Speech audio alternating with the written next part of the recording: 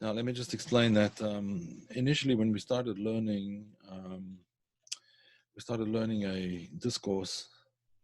So that discourse was actually based on the one that we're going to be learning now. We'll finish that one later, but because it was such a long break or whatever, I'd rather go back to the original discourse, finish that, and then we can go to the second discourse, which highlights some of the ideas in the first discourse, which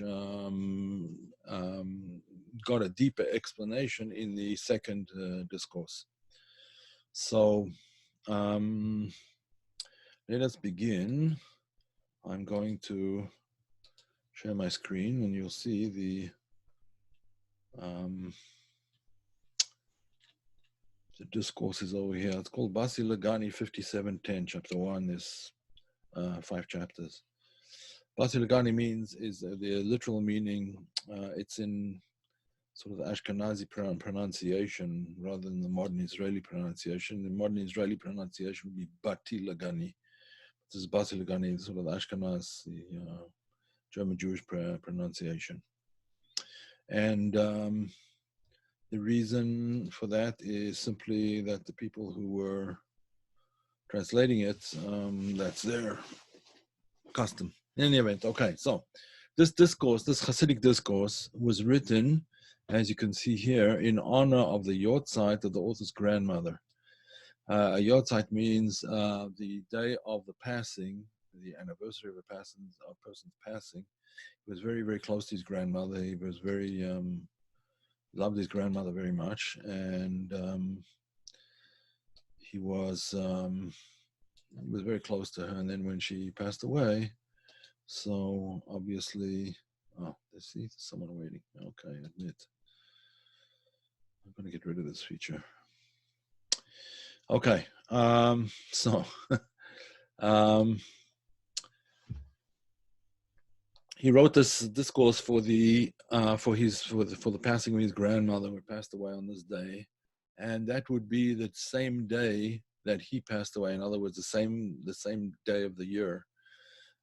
This is in the Jewish calendar on Yud Shvat, on the 10th of Shvat. She passed away, and he also passed away on the 10th of Shvat.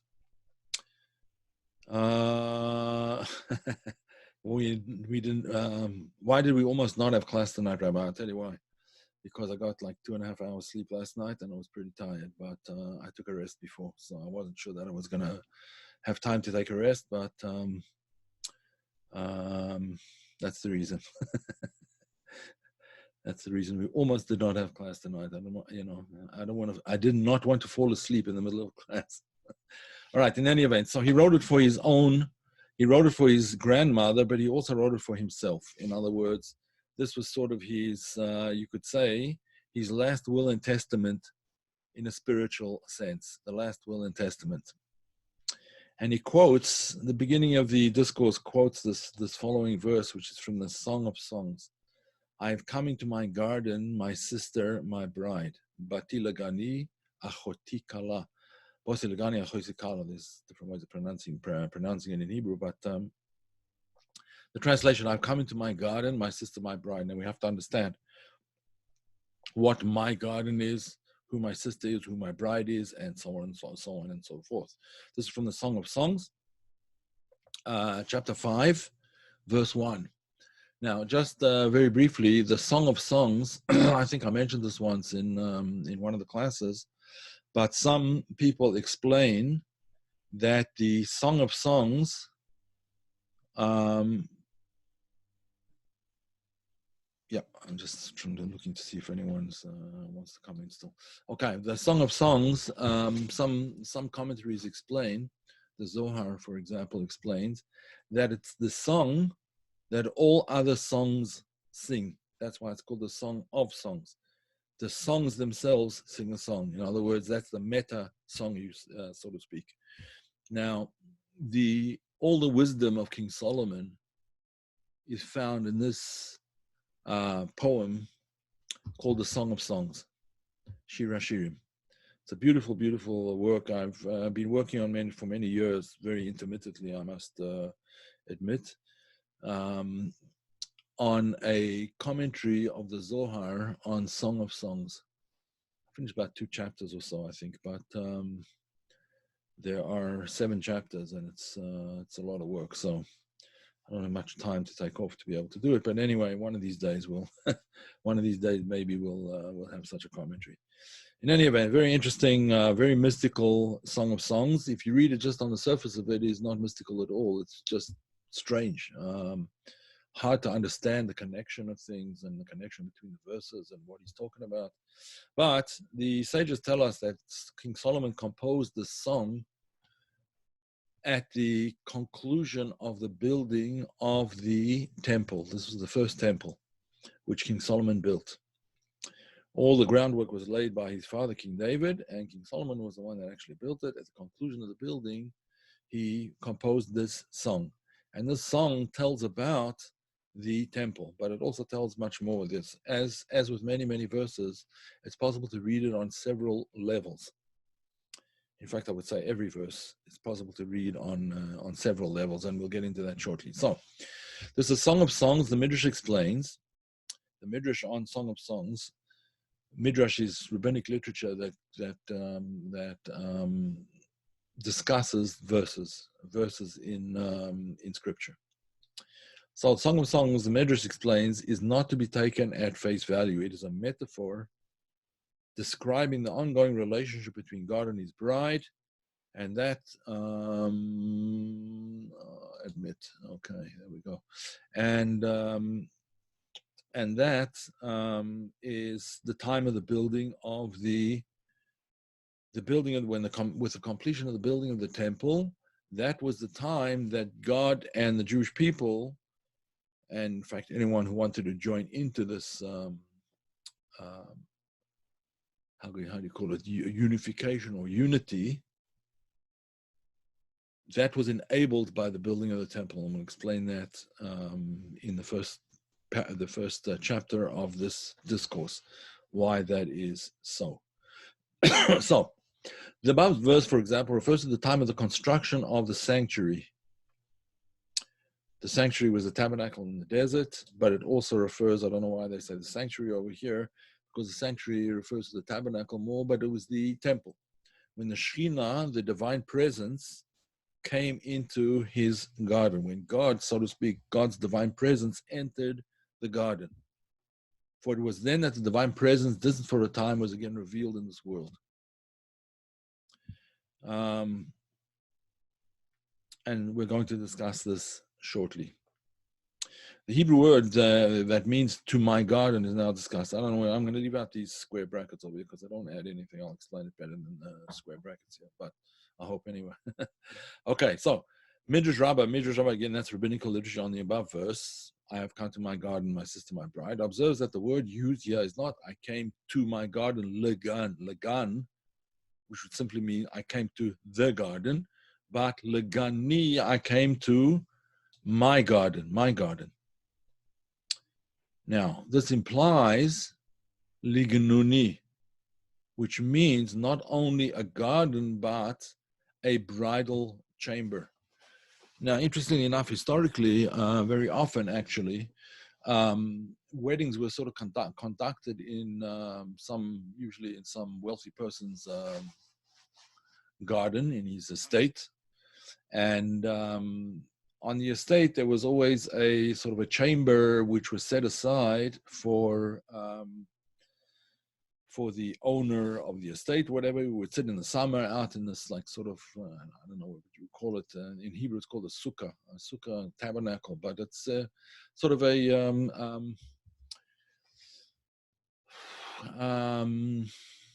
sort of a fenced-off area where, you know, there would be maybe a table and a couple of chairs or something like that, but it was like built out of maybe built out of wood, but it was surrounded with vines and flowers and trees and all kinds of things like that. It was sort of like a hut kind of thing in the middle of the garden. So when it says I came to my garden, it means I came to my bridal chamber. This was where a bride and a groom really met for the first time. In the Jewish courting experience, the bride and groom do meet beforehand, but there's no intimacy. The meeting is just, they meet and they talk. There's no intimacy in Jewish law is allowed until you're married. So this was, I came to my bridal chamber. This implies, therefore, that there is a yichud, there's an intimate meeting now. Now, obviously, when you talk about God and the Jewish people, God and the soul, we're not talking about an intimate meeting in a sexual sense. We're meaning an intimate meeting of what is called in Hasidic terminology and in Kabbalistic terminology in general, dveikut. Dveikut means the cleaving of the soul to God. When the soul cleaves to God, that's called dveikut. The word dveikut is from the word devek, glue, right? You stuck to it, and you're sort of stuck together. That unification, a very powerful unification, and sometimes difficult to separate in such a situation. As I mentioned on several occasions, the story of the 4 sages who went into the paradise, literally went into the orchard or went into the garden.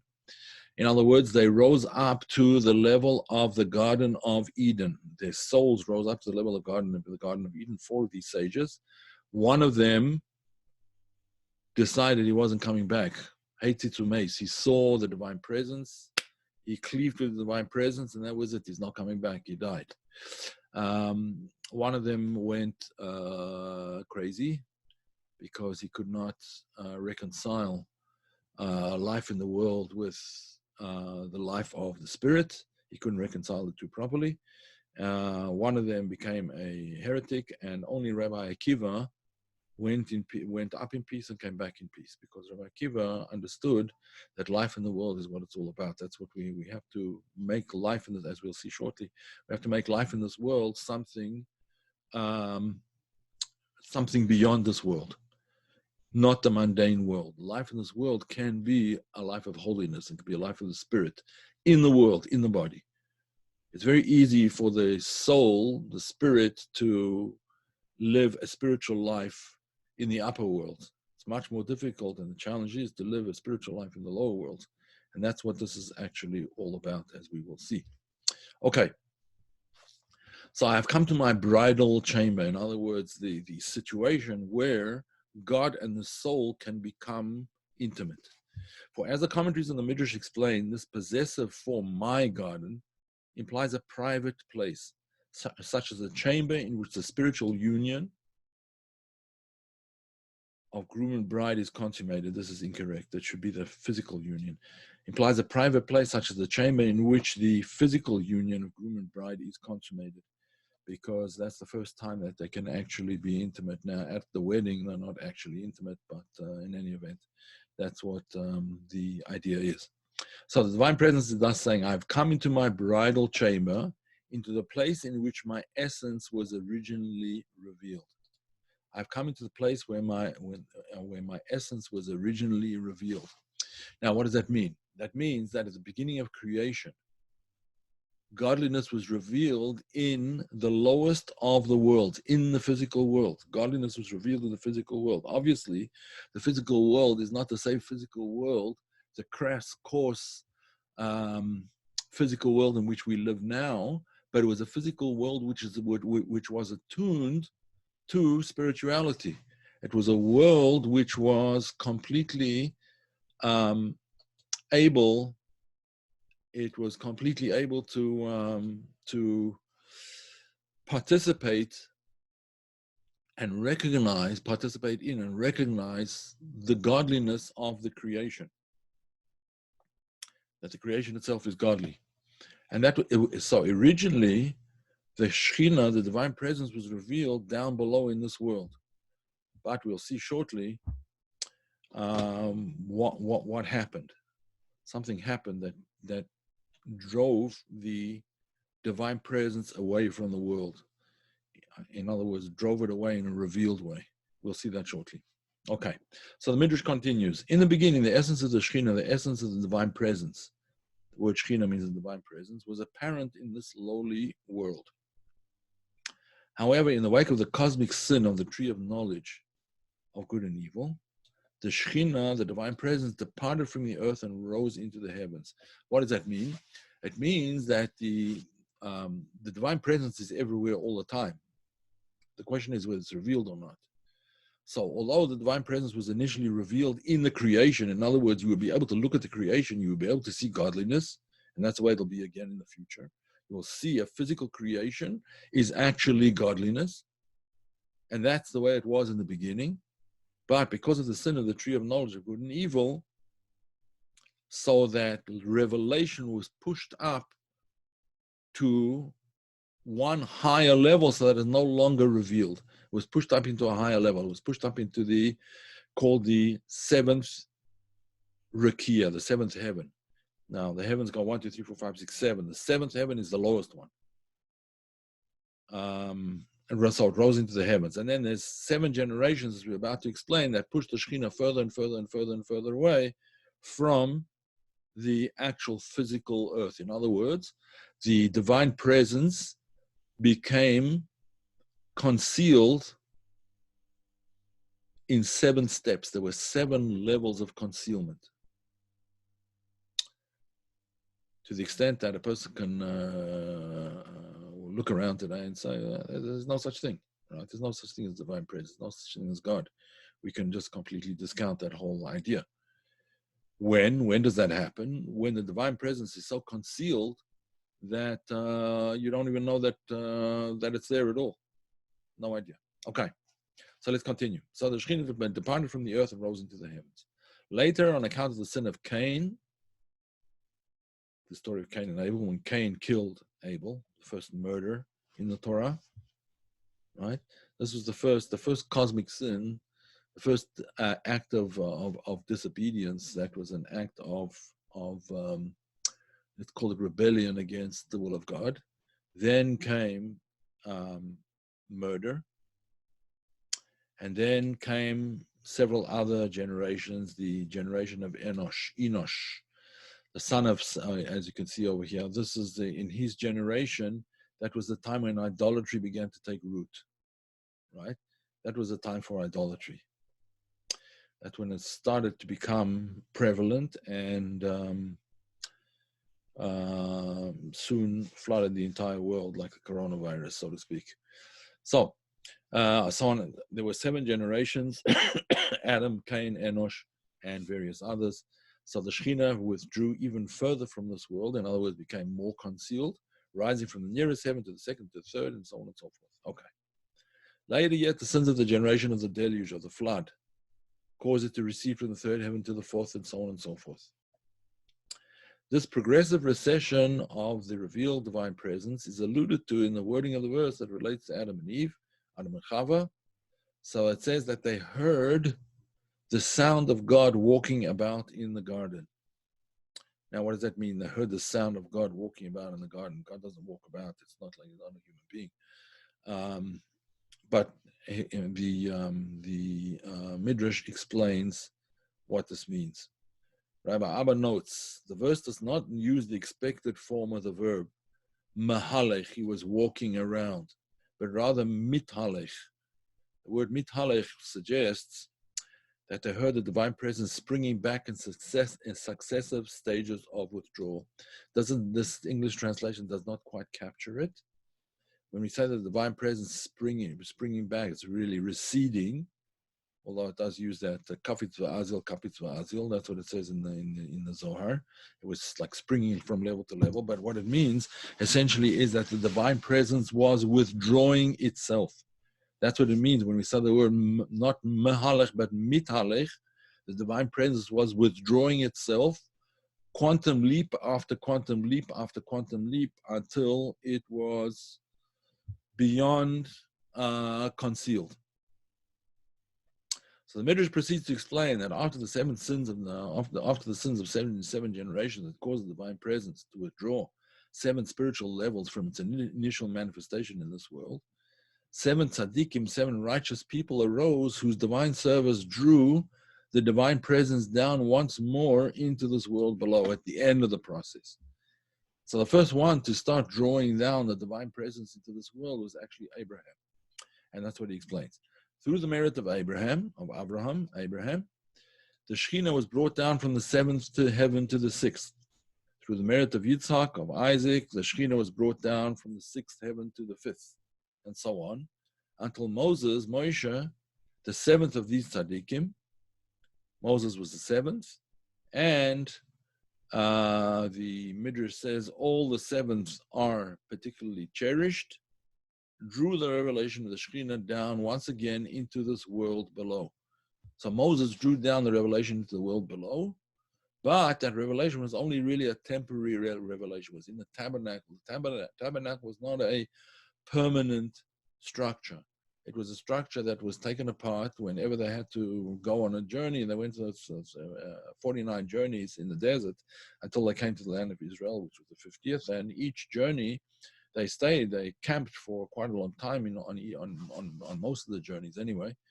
The encampment after each journey was for an extended period of time, but nevertheless, when they had to move, they had to deconstruct the entire tabernacle, pack it up, and continue traveling, and then erect it once again, then once again take it apart and erect it. So it was a temporary structure. When was the permanent structure? Permanent, in other words, that it wasn't taken down and put up again, etc. That was when the temple was built by Solomon. And that's why it says in the Midrash, divinity was primarily revealed in the Beit HaMikdash, in the temple. As is written, and they shall make me a sanctuary, and I shall dwell within them. Now, the actual verse, when you translate the verse, the way it's usually translated is, they shall make me a sanctuary. That's the tabernacle and then the temples. And I shall dwell among them. That's the way it's usually translated. But the actual literal translation is, I shall dwell within them. I shall dwell within them, betocham, within them. Significantly, the last Hebrew word of the verse is not, as expected, betocho, which would mean within it, within the temple, the tabernacle, but betocham, within them. For God craves a dwelling place within each individual soul, right? Within each individual person who acknowledges his presence. The word Jew, by the way, is from the word Yehudi, right? So one of the origins of the word is from the tribe of Judah, because most Jews remaining today come from the tribe of Judah, the majority. Some come from the tribe of Levi, of the Levites. But the majority come from the tribe of Judah after the destruction. But the word Yehudi, actually the Midrash and the Talmud explain the word Yehudi comes from the word hoda'ah, acknowledgement. Anyone who acknowledges God's presence is called, in some sense or another, has this concept of Yehudi, of an acknowledger, because that's what the word really means. And originally Judah was given that name because Jacob said, when he gave him the name, Yehuda yoducha achicha, your brothers will, it's from the word of praise and gratitude and thanks and so on and so forth. That's why it's called. So anyone who praises, as gratitude, as thankful towards God, and acknowledges His presence, is called in some sense or another a Yehudi, a Jew. I was actually just watching a short video that somebody sent me about American soldiers who were captured, a bunch of American soldiers who were captured by the Germans in Battle of the Bulge. And this one very, very pleasant man was telling the story of his father, who was in charge of, he was the sergeant or the staff sergeant, whatever, the sergeant of the company that was captured. And when the Germans wanted to, they wanted him to tell all the Jewish soldiers, there were 1,200 soldiers that were captured, about 200 of them were Jewish. They wanted to take the Jewish soldiers and either shoot them or put them in a concentration camp or whatever. So this sergeant, who was not Jewish, American, I think from Oklahoma, he said, if I'm not mistaken, he said to the commandant, Commandant, we're all Jews here. We're all Jews. In any event. Sorry. I didn't notice your question. Where did the tabernacle locate once they went into the land? It was in Shiloh, that's correct. And it was about 400 years, just less than 400, 396 could be, yeah. was in Shiloh for quite a period of time. The Rambam says, but I just forget now. Yeah, around 400 years in any event. Okay, so to continue. So this concept can grant us an insight into the verse, the righteous will inherit the land and dwell forever upon it. Now, what's this? What's this idea? The idea is, as we will see shortly, the righteous will inherit the land and will dwell forever. La'ad is the word used for forever. We're going to see shortly. Now, the word la'ad, here translated forever, recalls the word ad in the phrase, he who dwells forever. Exalted is his name. So our verse thus may be understood as follows. The righteous will inherit the land. The land is an allusion to the Garden of Eden, because those who will inherit the land, they cause him who dwells forever, exalted and holy is his name, to dwell and be revealed in the physical world below.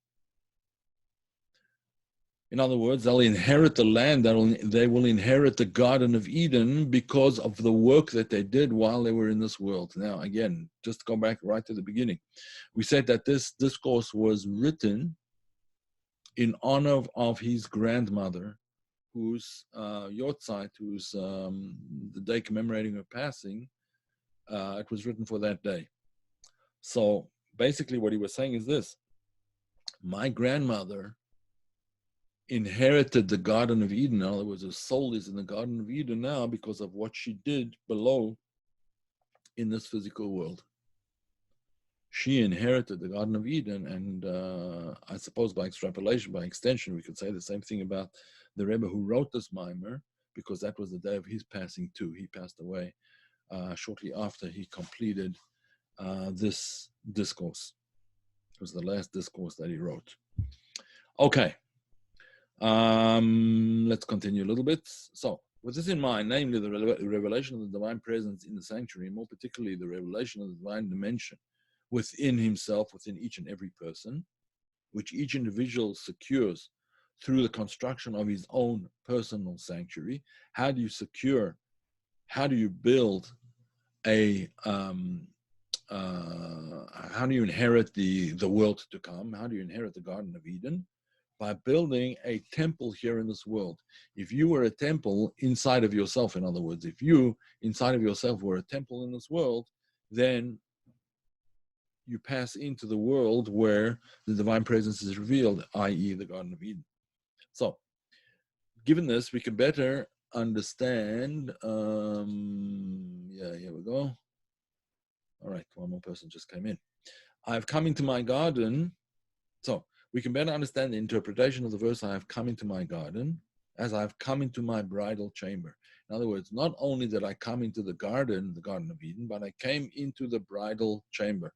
God is saying I came into that place that is specially set aside for the union, or the communion better, of God and the soul, God and the individual. Okay. The Shekhinah here speaks of its return to the original location of its essential abode in the midst of the nether beings. Not only among nether beings, in other words, people living in this world, but within the beings of people, within the inside of each individual. Now, the ultimate purpose for the creation of the spiritual and physical worlds was that God desired to have a dwelling place in the lower worlds. In other words, this is, if you look in the teachings of the Rizal, Rebbe Rayatz, the famous modern father of Kabbalah, so you'll see many, many, many levels of spiritual worlds. In general, there are 5 spiritual worlds, 4 immanent ones, and 1 transcendent. The transcendent spiritual world is called Adam Kadmon, and then the 4 immanent worlds in order are Atzilut, Bria, Yetzira, and Asiya. The lowest aspect of Asiya is where this physical world in which we live actually exists. So we're the lowest of the low. Now, you could ask the question, Why was it? Now, in the higher the world, the more the godliness is revealed. That's why it's called a higher world. The word world in Hebrew is from the word olam or he'elem. I just want to show you on a whiteboard. Let me just share a whiteboard for a minute. Whiteboard. Here we go. Okay, I hope everyone can see the whiteboard. If you can't see the whiteboard, just mention in the chat that you can't see it. Okay, so the word for world, now I'm writing with a mouse and I'm writing with, so, 1 second, what does it say?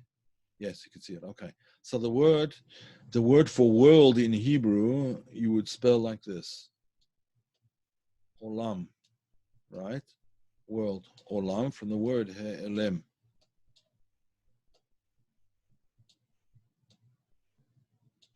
As you can see, this is not my, it's not my forte writing in with a mouse. Anyway, he'elem. He'elem means concealment. So the lower the world, I can just write that in English if you prefer. That's 2 E's, by the way. He'elem, concealment. So the word world means concealment. The lower the world, the more godliness is concealed. So you could ask a question. If the whole idea is to reveal God's presence, so surely it would have been enough to just have the highest of all worlds, the world of Adam Kadmon, or at the very most, the world of Atzilut, the second world, the first immanent world and the highest of all the immanent worlds, the world of Atzilut. Why did God go on to create the world of Bria, Yetzirah, and Asiya, and then create this physical world? Why? So the answer is exactly what the Medrash just says over here. The Medrash says, and let's get back to the share screen. Here we go. The Medrash says, because God desired to have a dwelling place in the lower worlds, actually in the lowest of all worlds, our world. That's what he wanted. Let them build for me a sanctuary, a mikdash, a temple, and I will dwell within it, i.e. within them.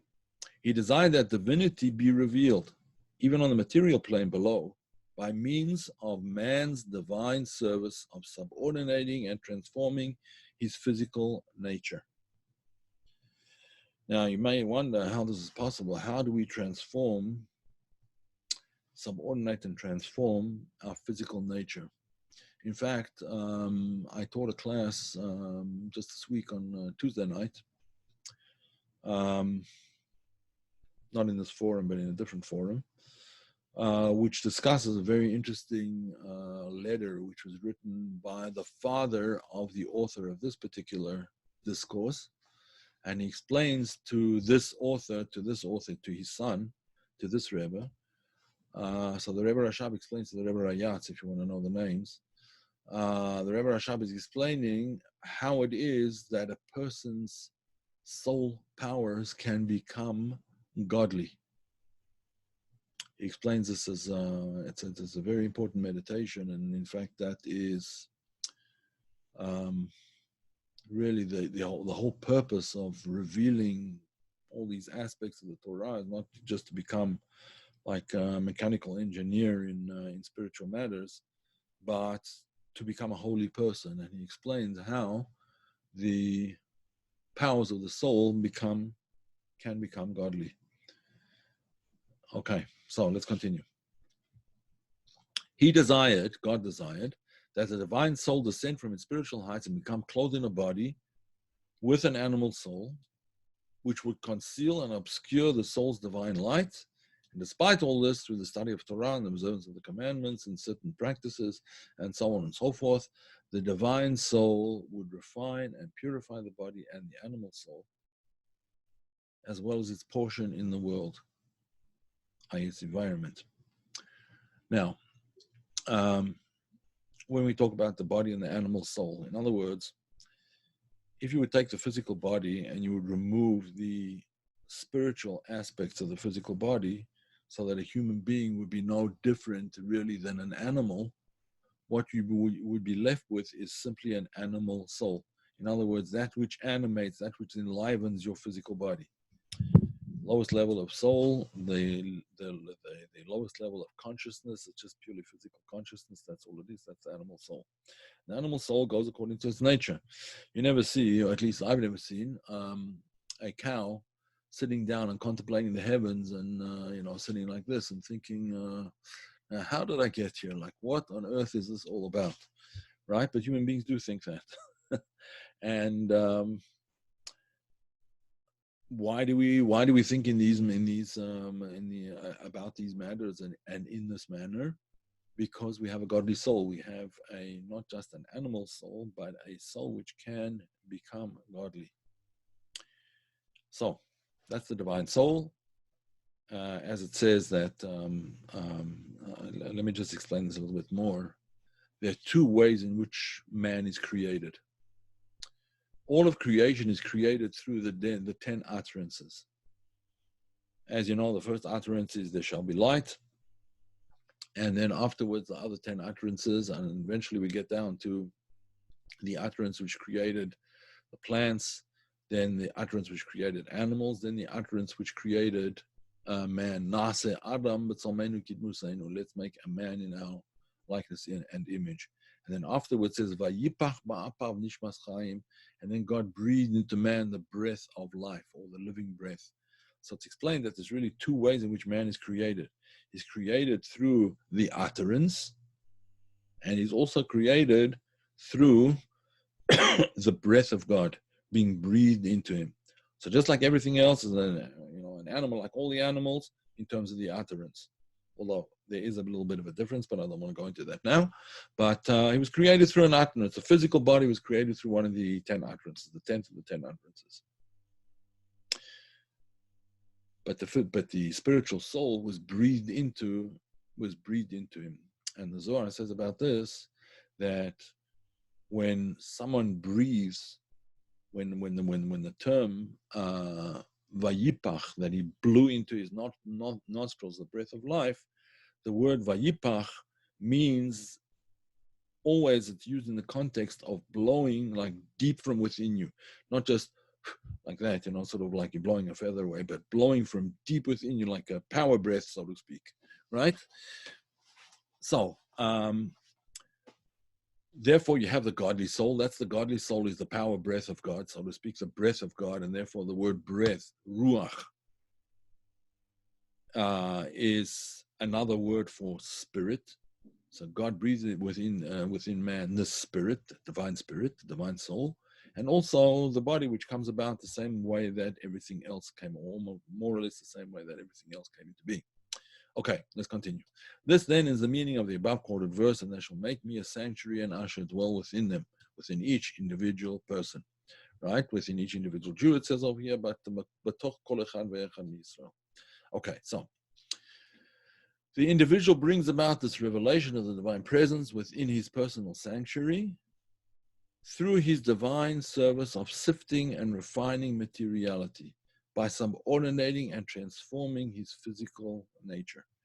Now, this is a long discussion which we've discussed on many occasions before, the idea of refining and elevating the sparks of holiness that are embedded within creation. In the beginning of creation, and this was done deliberately in order to make man, in order to allow man, humankind, to become participants in the process of creation. So prior to man's creation, prior to the creation of even the world of Atzilut, there was a shattering of the vessels of the world of Tohu, which transcends the world of Atzilut. The world of Atzilut is already the tikkun. That's a rectification of the world of Tohu. So the world of Tohu was created in order to break apart, in order to shatter under the energy, due to the energy, the tremendous, powerful energy of the light of the world of Tohu smashed the vessels. The vessels smashed into 288 sparks, which then subsequently subdivided, and all of the commandments of the Torah are part of their purpose. An aspect of their purpose is to gather together all of these holy sparks and rebuild them into the vessels in such a way that they'll be able to once again contain the light of the world of Tohu, a very, very powerful light, without shattering and falling apart. So that whole process of reconstructing the vessels is called the process of sifting and refining materiality by subordinating and transforming its physical nature in order for the physical nature of a human being to become divine in its divine in mold, let's call it, fitting the divine mold. Okay. And then we'll be able to contain the light as it was originally. So in this period, it is written when the Sitra Achra, when the other side of holiness, in other words, the opposite of holiness, the cosmic force opposing holiness is subdued, the glory of God rises thereby and is diffused throughout the world. So when we subdue the side of darkness, then the side of light is revealed. Okay. I think we're going to stop here for tonight. Yeah, it's about halfway through the chapter, approximately. Yeah, I think we'll stop here. Okay, so just remember somebody that we're up to in the spirit it is written. I sent out a link in the email. You can read the rest of the chapter and the next chapter. To get to the next chapter, as you'll see, all you have to do is you go to the end of it, next, right, chapter 2 and so on, and then you get to chapter 2. Okay? Get back to the previous one, this next chapter 3 and so on, you'll be able to figure it out. Okay, so we'll leave it at that. I'll post this on the YouTube channel and we will leave it at that. Have a great weekend and everyone stay healthy and well, and we will see you again hopefully next week. All the best. Oh, any questions? I forgot to ask. Yes, there seem to be questions. Could it be that the union of actual making love when infused with such love that dissolves our ego, we have a moment of encountering God? Yes. Very nice point. Yes, that is correct. That moment of intimacy, which is why that moment of intimacy has to be treated as a holy moment. The moment of intimacy with man and wife has to be treated as a holy moment, and it is. Certainly in Jewish tradition. It's not just, it's not called in Hebrew, it's not called sex. It's called communion. Okay. Shabbat Shalom to you too, Shane. Get some rest, yeah. I need some. Yes, thank you. Thank you, everybody. Okay, so that seems to be all the questions. All right, you're very welcome, Hank, and we will see you again next time around. All right, good health to everybody. That's correct. Okay, bye now.